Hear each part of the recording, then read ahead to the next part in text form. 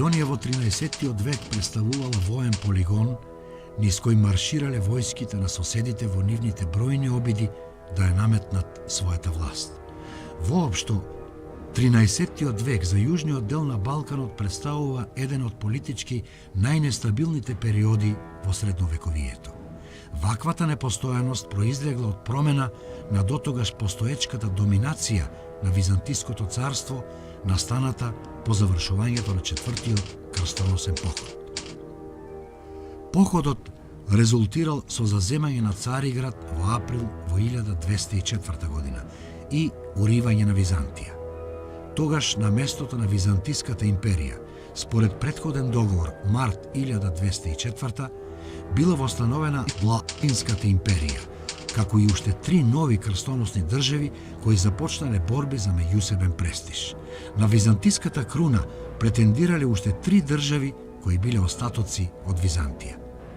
Во ваквата комплицирана политичка ситуација биле вовлечени и неодамна возобновените балкански држави Бугарија и Србија, кои не останале имуни на апетитите од територијално проширување за сметка на Македонија, каде се вселиле новите соседи. Без малку сите предстојни активности ќе имаат активни реперкусии врз Македонија.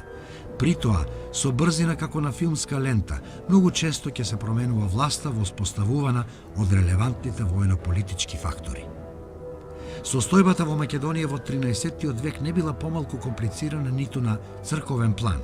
Војно-политичките доминации на бројните држави кои се бореле за превлаз во Македонија нашле свој израз и во црковната сфера. Во почетокот на ова немирно столетие, територијата на Македонија била под јурисдикција на Охридската архиепископија. Диецезата на оваа архиепископија се протегала и надвор од Македонија, каде нејзин единствен вистински ривал била Цариградската патриаршија. Сепак, јурисдикционата надлежност, воспоставена многу порано, се почитувала од двете цркви. Со уривањето на Византија во четвртиот крстоносен поход, ваквата црковна харомонија била разнишана.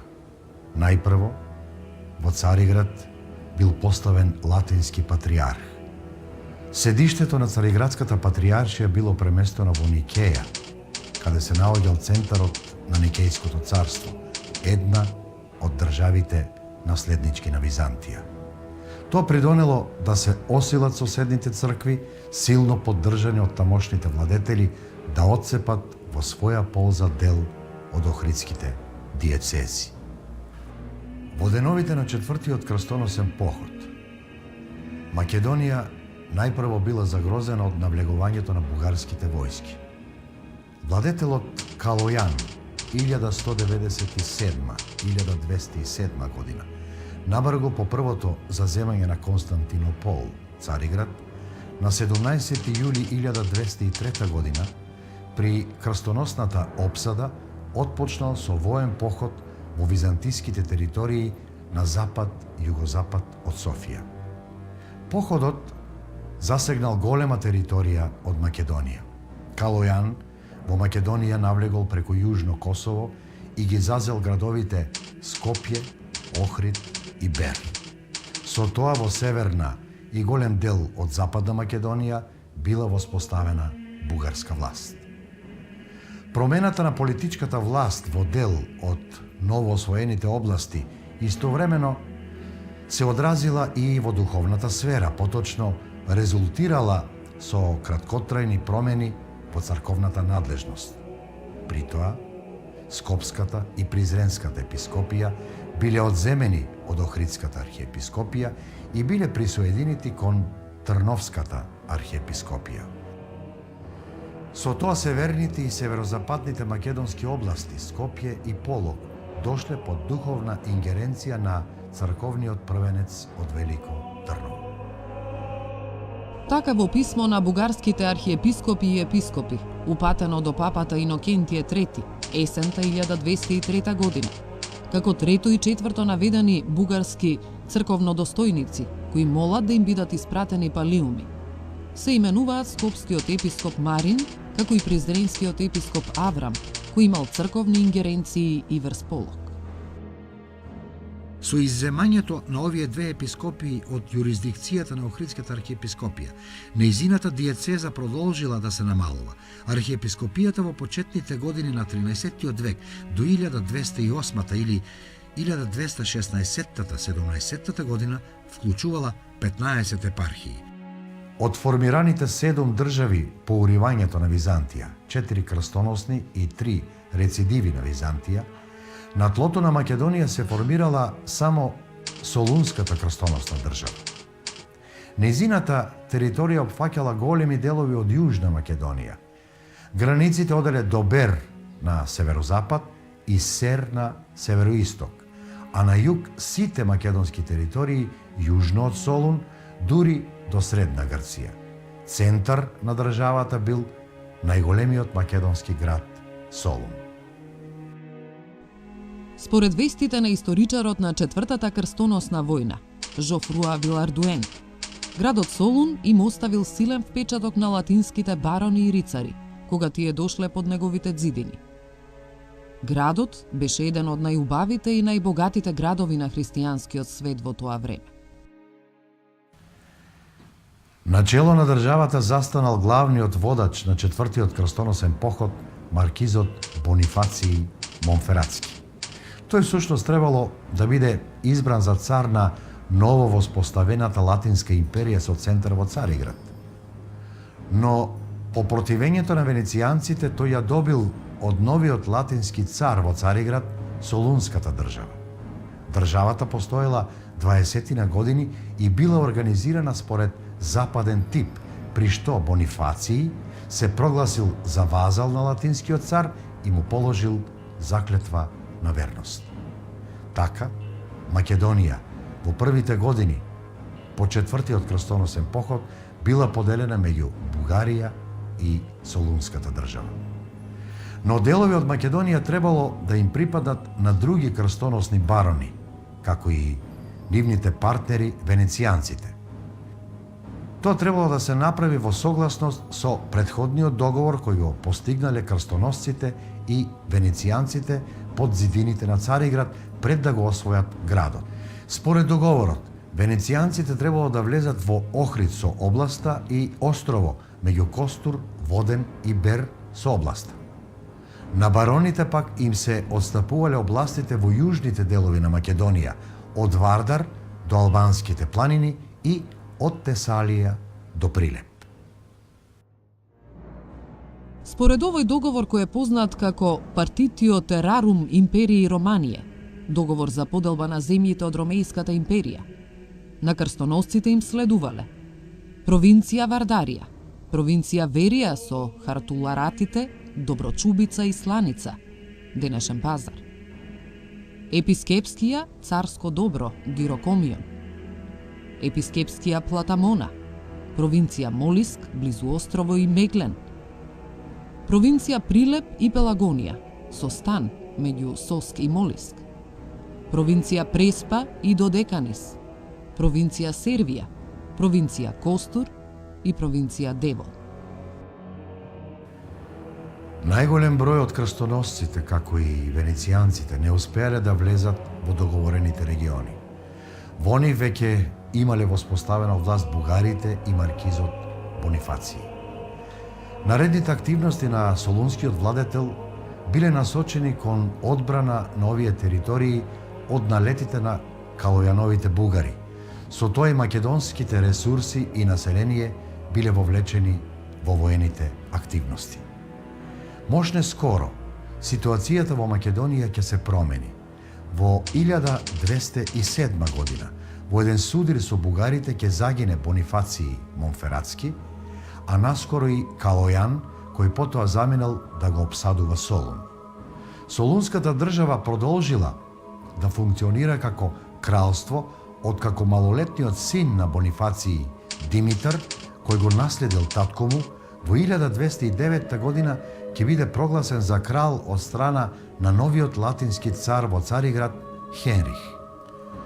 Во деловите од Македонија кои се наоѓале под Калојан, во времето на неговиот наследник Борил 1207-1218, дошло до истиснување на бугарската власт. Претендентите за бугарскиот престол Стрес и Алексиј Слав ќе започнат самостојно да владеат. Стрес 1207-1214 најпрво пребегнал кај српскиот велики жупан Стефан 1196-1228, со чија помош наредната 1208 успеал да отцепи поголем дел од Македонија. Ги искористил бугарско-латинските вооружени судери и незадоволството на управниците на тврдините во Македонија поради бугарските воени неуспеси и поразот на Борил од латините. Тоа му го олеснило воспоставувањето на власт во териториите по горниот и среден тек на Вардар, како и западно од реката со градот Бер, а за свое седиште го избрал реномираниот Просек. Почетокот на Стрезовата власт во Македонија е забележан од српски современици. Така, според известувањата на Стефан Првовенчаниот, понудени во биографијата за неговиот татко Стефан Симеон, српскиот велики жупан одзел и му предал на Стрез половина од бугарското царство и го зацврстил во Просек. Теодосиј пак, во биографија за Свети Сава, запишал дека великиот жупан Стефан најпрво го вовел Стрез во Просек, па дури потоа Стрез зазел и други градови. Власта на Стрес во западните делови на Македонија е позната и како власт на друговитите. Наименувањето на словенскиот ентитет води корени уште од времето на доселување на словените во Македонија во раното средновековие. Така името на едно од словенските племиња од 7 век успеало не само да се задржи во текот на наредните столетија, туку до 13 век и да се наметне како народносно име на населението кое живеело на просторот на југозападна Македонија со центар во Бер. Тие дори имали и сопствена црковна организација, наречена Друговитска епископија. По подчинувањето на Бер од страна на Стрес, влијанието на друговитите се наметнало и врз останатите делови од Македонија, каде што се простирала неговата власт. Во две синодални решенија од Охридската архиепископија, кои во збирката на Хоматијан се означени со број 81 и број 94, се споменуваат друговитите.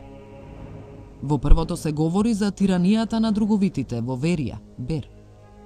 Во второто е забележано наметнување на власта на друговитите во Полок, чиј носител бил областниот господар Стрес. Набрго Стрес ги заладил односите со српскиот велики жупан 1209 година, откако се смирил со Борил, каде што овој го признал за независен владетел и му ја дал титулата Севастократор. Во намерите за проширување на својата територија на југ, за сметка на Солунското кралство, Стрес доживеал решавачки пораз во Пелагонија 1211 година. Неговата власт во Македонија се задржала се до насилната смрт во 1214 година. Тогаш Стрес бил приклонет кон моќната антисрпска коалиција составена од сите релевантни фактори на Балканот, здружени бугарско-латински војски, унгарски сили и епирски воени одреди. Но неговото воено ангажирање изостанало поради дипломатска мисија на братот на српскиот владетел Сава кај него, чиј крајен исход бил ликвидација на Стрес. Убиството на Стрес го забележуваат српските житија. Според вестите кај Теодосиј, живот Светога Саве, едно момче по заповед на Сава со нож му го распарало стомакот на Стрес.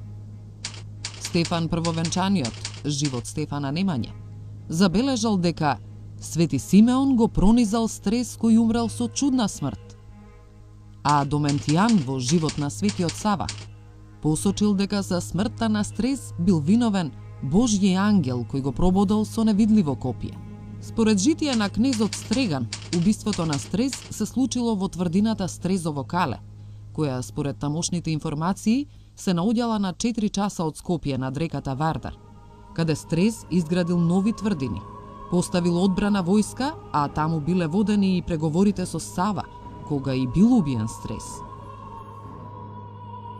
По исчезнувањето на Стрес од историската сцена, неговите територии во Македонија станале предмет на раздор меѓу соседите Бугарија, Србија и Епирското деспотство.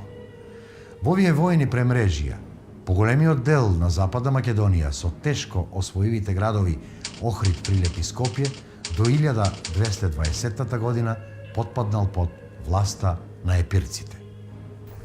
Во времето кога Западна Македонија живеела во рамките на независното владење на Стрес, во делови од Источна Македонија се осамостоил благородникот Алексислав. Тој, по смртта на Калаја, се одметнал од бугарската централна власт и по течењето на реката Струма формирал свое независно владење. Самиот Алексислав бил мощен вешт дипломат и при тоа постојано водел преговори со победничките страни и на тој начин успел да се одржи на историската сцена повеќе од 20 години. Именно со латинскиот цар Хенрих, кој што владеел во Константинопол од 1206 до 1216 година, склучил договор со кој што се признавал за негов вазал, при што латинскиот цар дури му ја дал за жена и неговата керка. Но тоа не му попречило, по смртта на овој латински цар, Алексислав да премине на страната на тогаш најмоćната држава на Балканот, Епирската држава. При тоа, епирскиот владетел дури му дал една од своите роднини да му биде жена на Алексислав. Но тоа траело до 1230 година, кога епирските војски биле поразени од страна на бугарите. На тој начин, Алексислав повторно склучил договор со победничката страна, а тоа се во случајот бугарите, прогласувајќи се за вазал на бугарскиот владетел. Алексислав успел на тој начин само номинално признавајќи се за вазал на владетелите да владее во своите владенија внатрешно сосема самостојно. Алексислав бил посветен и кон црквата. При тоа, неговите територии биле вклучени во рамките на Охридската архиепископија заради влијанието на епирската држава, а самиот тој, потпишан како деспот Алексислав, која што титула ја добил уште од латинскиот цар Хенрих, дал привилегии на мелничкиот манастир Спелеотиса. По освојувањето на Западна Македонија и тврдините околу Солун, енергичниот епирски владетел Теодор I Ангел 1215-1230 во зимата 1224-25 го освоил и најголемиот македонски град. Со тоа, по дведецениско постоење била ликвидирана латинската крстоносна држава Солунското кралство. Теодор Ангел, претендирајќи на византиската круна, се прогласил за цар на ромеите 1225. Со тоа влегол во отворен конфликт со никејските цареви кои дотогаш важеле за единствени наследници на Византија. Крунисувањето со царски венец било извршено во Солун од страна на охридскиот архиепископ Димитрий Хоматијан. Така, најзначајниот град во Македонија станал седиште на царството кое се простирало од Јадранот до Егејот. Македонија била централната област во ова царство, со што уште повеќе се зголемувала незината улога и значење во државата. Културниот и духовен центар на ова царство исто така се наоѓал во Македонија. Тоа бил градот Охрид и Охридската архиепископија. Набрзо по вклучувањето на овој културно-црковен македонски центар во рамките на епирската држава, на чело на архиепископијата застанал видниот еродит Димитрий Хоматијан, архиепископ од 1216-217 до 1234-236. Благодарение на личноста на овој учен црковен канонист, Охридската архиепископија ја зазела највисоката црковна позиција во епирската држава. Самиот Хоматијан бил силен поддржуваш на активностите на Теодор Ангел. Тој бил голем поборник за експанзионистичката политика на владетелот не само против латините, туку и против Никејското царство и тамошната црква. За тоа имал и своји причини. Мощне свежи биле спомените на раните од противканонското прогласување на српскиот свештеник Сава за самостоен архиепископ токму од страна на никејските патријарси во 1219 година. Со тоа, од Охридската архиепископија неканонски отпаднале нејзините Жичко-Рашки епархии. овој чин на насилно одземање на дел од јурисдикционата надлежност, промовиран од Никејската црква, представувал директно мешање во ингеренциите на автокефалната Охридска архиепископија. На тоа Хоматијан жестоко реагирал како до Сава, така и до Никејскиот патриарх. Во едно писмо кое Хоматијан му го испратил на Никејскиот патриарх Герман, во врска со тоа се вели: за наша неправда беше ракоположен архиепископот на Србија, на места кои од древноста се подчинети на епархијата на Јустинијана.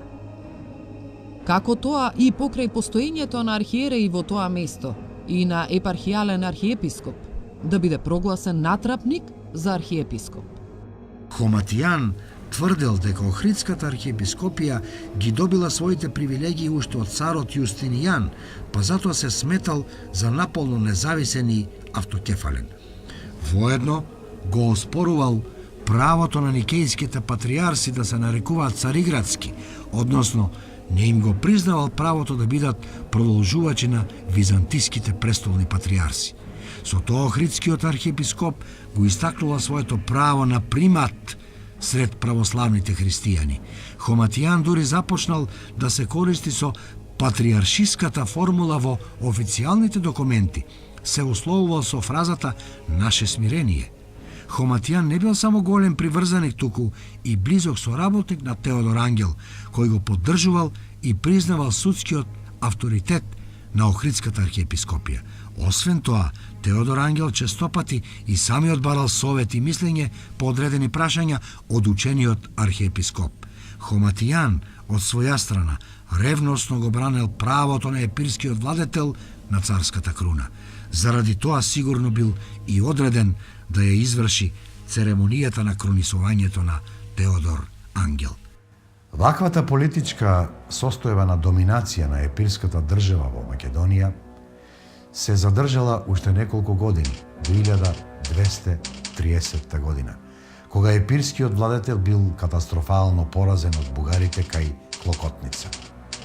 Со тоа, до тогашните епирски територии во Македонија, но и оние во Тракија и Албанија, без отпор го признале бугарското господство.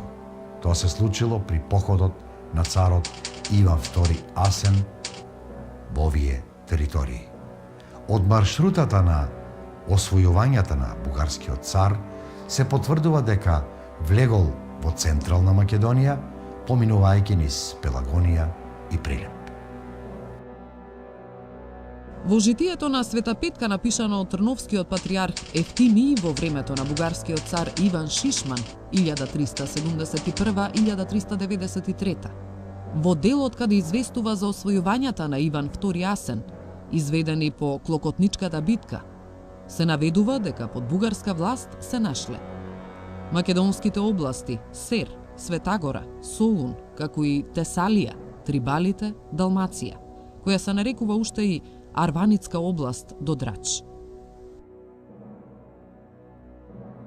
Царот Иван II Асен го поттикнувал развојот на трговијата во Македонија. Ги гарантирал трговските привилегии на надворешните трговци кои имале намера да тргуваат во земјата. Од една негова повелба издадена во полза на Дубровник 1230 година, со која нивните трговци добиваат трговски привилегии, од Македонија поименично се наведени Скопската и Прилепската област. Царот Иван Асен на територијата на Македонија пројавил активност и во црковната сфера, дарувал имоти на угледни манастири. Неговото име е забележано во списокот на дарителите на имоти на манастирот Свети Георги Горк Скопски.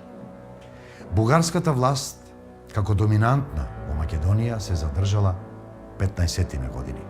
Потоа своја власт наметнале никејците. Во почетокот на 40-тите години на 13-тиот век, никејскиот цар Јован III Дука Ватац 1222-1254 ги засилил своите освојувања во Македонија. Тие резултирале најпрво со симнувањето на рангот на Солунската држава од царство во деспотство и нејзино поставување во вазални односи 1242, а во 1246 година и со нејзино целосно приклучување кон Никејското царство. Со тоа престанало 22-годишното постоење на една значајна држава на тлото на Македонија. Во продолжителни акции Никејскиот цар до крајот на 5-тата деценија ги зазел сите територии кои бугарите претходно ги беа одзеле од епирците во Клокотничката битка. Никејската граница на север врвела погребените на Скопска Црнагора и Шар планина, што всушност означува дека најголемиот дел од Македонија потпаднал под Никејска власт.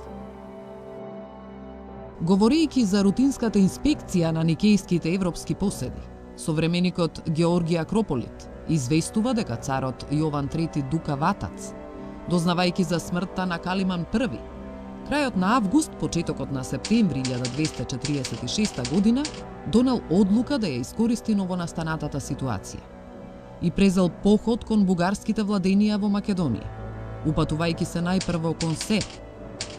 Во текот на предстојните месеци никејците во Македонија успеале да ги заземат уште северните и централните градови и области, од кои Акрополит последователно ги именува: Скопје, Велес, до Прилеп и пределите на Пелагонија, Невстапол и Просек. Во средината на столетието релевантните фактори на Балканот повторно се групирале со цел превласт во Македонија. За кратко време од една деценија Македонија станала вистинско рицарско бојно поле. Немало една доминантна воена сила која ќе загосподари со територијата и ситуацијата. Во таква воено-политичка констелација господарите на македонските градови се менувале речиси секоја година. Единствениот начин да се заштити населението од погубување, градовите од разурнување, а околните рурални населби од пустошење, бил да се починат на сите воени сили кои ќе се насочеле кон нив. Таквата воена тактика било единственото реално, разумно однесување на македонското население. На тој начин, на бројните интрудори не им се оставала можност за реваншистички, плячкашки дејанија во случај на отпор. Другиот, поризичен начин, бил да се отфрли власта на сите околни господари. Таков бил случајот со Драгота и неговото отфрлање на никејската власт во Мелник и околината. Слободолюбивите традиции на населението од оваа југоисточна македонска област од времето на Алексиј Слав се појавиле повторно на виделина во пролетта 1255 година. Слободната територија веднаш се расширила во регионот на Средна Струма. Начело на ослободената област се наоѓал крупниот високодостојник Драгота. Овој благородник потекнувал од Мелник, каде тогаш ја извршувал функцијата начелник на Никејската војска. Незадоволен од Никејската власт, заедно со војската и жителите на Мелник, како и со населението од околните предели, го нападнал Никејскиот гарнизон кој се затворил во Милничката тврдина, цитаделата. Потоа слободната територија се проширила и надвор од градот, опфаќајќи ги областите помеѓу планините Пирин, Огражден, Беласица и Рупелската клисура. Дури по личниот ангажман на никејскиот цар Теодор II Ласкарис во летото истата година, никејските војски успеале да ги поразат приврзаниците на Драгота во Рупелската клисура, каде бил смртно повреден и самиот водач Драгота. Тоа го означило крајот на слободната територија, а учесниците и приврзаниците на Драгота, заедно со нивните семејства, потоа ја почувствувале одмаздата на никејците. Никејските владенија во Македонија во времето на Теодор II Ласкарис 1254-1258 биле загрозени од бугарите, епирците и подоцна од србите. Најпрво бугарскиот владетел Михаил II Асен 1246-1256 по преземениот поход во Родопите ја освоил источна Македонија до Вардар. Потоа епирците во сојуз со србите ги нападнале никејските владенија во Западна Македонија.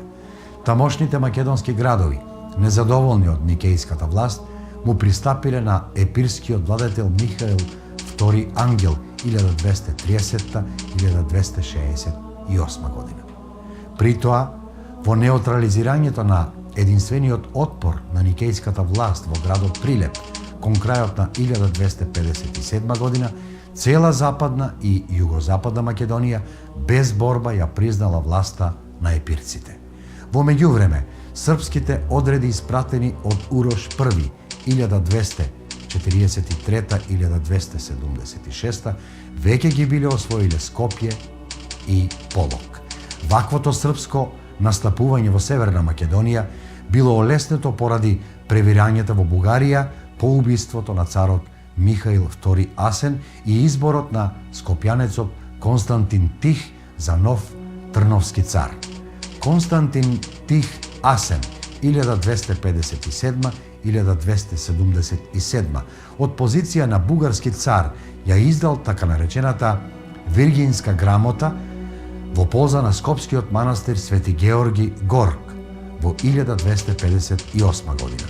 Дарувањата за скопскиот манастир, како и потврдата на неговите некогашни имоти од страна на бугарскиот владетел, упатуваат на тоа дека царот Константин Тих Асен во овој период имал контрола или пак барем политичко влијание во Северна Македонија, бил никејски зет.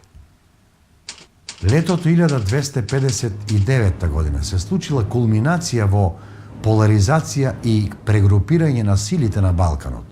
Тоа резултирало со жестоко воено пресметување на спротивставените страни.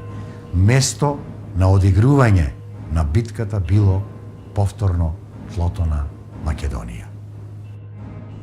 Новоформираната антиникејска коалиција, предводена од епирскиот деспот Михаил II Ангел, ги вклучувала сицилијанскиот крал Манфред Хохенштауфен, кој владеел и со значајни територии во Албанија, а хајскиот кнез Вилхелм II Вилардуен, најсилниот владетел на Пелопонес, како и војска од други латински барони и одред власи. Откако по непроверена информација епирскиот деспот тајно се повлекол ноќта, утредента неговите приврзаници доживеале катастрофален пораз од никејските војски и нивните сојузници, составени од одреди на кумани, срби, унгарци, турци, германци и бугари. Битката се одиграла во Пелагониската рамнина во почетокот на летото 1259 година. Поголемата никејска победа и анулирање на респектабилниот претендент епирците, на никејците целосно им се отворил патот кон Цариград. Предводени од Михаил Палеолог го освоиле Цариград во крајот на јули 1261 година, со што Михаил VIII Палеолог 1261-1282 формално правно извршил реставрација на Византија. На тој начин, во 1261 година, во Македонија започнало воспоставување на византиската власт. Сепак, со реставрацијата на Византија, незината власт во Македонија не се воспоставила по автоматизам. Предстоел период на наметнување, односно прифаќање на новата управа. Кај некои македонски области, признавањето на византиската власт одело постепено. Така, благородникот Јован Синадин, кој бил топарх на западот во така наречениот Полок, се приклонил кон Византија дури една деценија подосна, до 1271-1272 година. Тоа говори дека во седмата деценија на 13-тиот век во северозападна Македонија постоела посебна административна област, топархија, чиј челник всушност бил самостоен управник на областа Полок. Обновувањето на византиската управа во Македонија генерално се рефлектирало со смирување на непрекинатите непријателства меѓу претходните лути ривали кои всушност имале единствена цел заграбување на што поголеми територии во Македонија. За Македонија, иако под византиска власт, настанал дводеценијски помирен развој се до почетокот на 80-тите години од 13-тиот век, кога ќе започне српското освојување во Македонија. Честите воени турбуленции во Македонија во текот на 13-тиот век се одразиле и врз културната сфера. Не се појавил доволно силен политички авторитет кој ќе ја преземе улогата на доминантен во сферата на културата, литературата, уметноста. Кон тоа се придодаваат и избиднувањата во црковната сфера. Тука, Охридската архиепископија преферирала континуитет во архитектонските и стилски црковни традиции од времето на реномираната доцно Комненска династија од 12-тиот век. Во формирањето на ваквата уметничка клима на територијата на Охридската диецеза, појдовна точка била идејата на Охридската архиепископија за апостолицитет, примат пред другите православни цркви, истакната во времето на епирската држава. Црковната уметност во епирската држава, која во најголем дел ја опфаќала територијата на Македонија, заради политичките ривалства со никејците, ги црпела своите инспирации токму од комненските уметнички тенденции. Тие пак, под покровителство на Охридската архиепископија, продолжиле да се негуваат во текот на целиот 13 век, со што доцно комненскиот правец се здобил со голема виталност и долговечност. Не бил поколебан ниту во времето на новата династија палеолози во обновената Византија, кога бил издаден едикт со кој на Охридската архиепископија и се потврдуваат нејзините историски епархии за сметка на Српската и Бугарската црква 1272.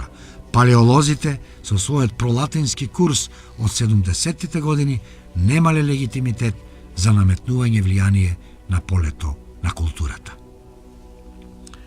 Доцно комненскиот стил со локални македонски обележја и специфики, промовирани најсилно од угледните зографи Михаил и Евтихии, чии дела во Македонија влегуваат и во првите децении од 14-тиот век, е доминантен во сакрални споменици во Македонија.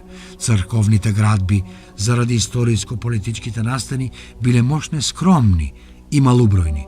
Во нив, таквите иконографско-стилски обележја се следат во текот на целиот 13 век во црквите. Во Солун, Панагија Тон Халкеон, Костур Панагија Мавриотиса, Прилеп црквите Свети Архангели 1270, 1275, 1280 година, како и Свети Никола околу 1298, обете во Варош, Струга црквата Свети Ѓорги во Калиште од 1267-68, Порече Рождество на Богородица во село Манастирец од втората половина на 13-тиот век, Мариово црквата Свети Никола во село Манастир од 1270-71. За ваквите решенија во сферата на културата без друго значајно влијание имале кадровските решенија за челници на Охридската архиепископија. Меѓу нив еминентните архиепископи Димитрий Хоматијан во првата половина на 13-тиот век и архиепископот Константин Кавасила во почетните 2 децении на втората половина на истото столетие. Овие архиепископи биле порачатели на икони, изработени од мајстори во Македонија со завидни иконописно-сликарски вештини, што сведочи за постојање месни уметнички школи. Такви се двете икони посветени на Исус, едната подарок од Хоматијан, а другата изработена во времето на Кавасила, 1262 година. Забележителна е и нивната книжевна активност во зачувување и ширење на култовите на познатите македонски светци. Свети Климент од страна на Хоматијан напишал кратко житие за Свети Климент и 3 канони за него, што влегле во служба за Свети Климен, како и Свети Климен, Свети Наум напишал по еден канон за Свети Климен и за Свети Наум. И Тивериополските маченици од страна на Кавасила напишал 2 канона за светите 15 Тивериополски свештеномаченици. Во Македонија, од останатите книжевни дела со црковна содржина, настанати од локални книжевници во текот на 13-тиот век, се издвојуваат Добрејшово Евангелие, почеток на 13 век, Македонскиот посен и цветен триот, прва четвртина на 13 век, Болонјскиот псалтир, 13 век, Битолски октоих, 13 век, Изборно Радомирово Евангелие, средина на 13 век, Хлудовиот Паремејник, крај на 13 почеток на 14 век и други.